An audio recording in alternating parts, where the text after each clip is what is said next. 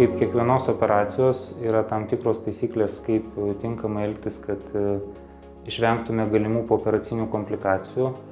Yra tam tikri apribojimai, pagrinde vengiam infekcijos, lašinami tam tikri lašai pooperaciniai, yra tam tikras pooperacinis režimas. Ir laikantis taisyklių tiek gydytojams, tiek pacientam, kažkokių problemų pooperacinių laikotarpių nebūna. Tai tos komplikacijos labai retas dalykas. Labiausiai, ko mes bijom, uždegimo. Vis tiek pacientas negyvena vakuume, grįžta namo, kai kurie pacientai grįžta ir į darbus, tai yra tam tikrų pavojų.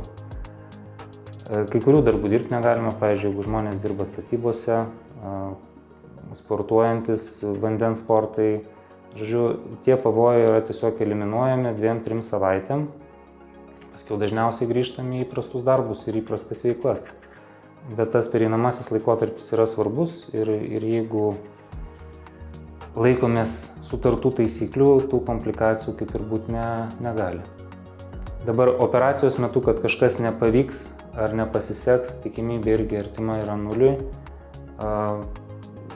Lazeris yra labai tikslus, yra tam tikri radarai, kurie suseka akies judesius, tai net jeigu yra mikrojudesiai, kartais pacientas jaudinasi, tas įtakos galutiniam rezultatui neturi.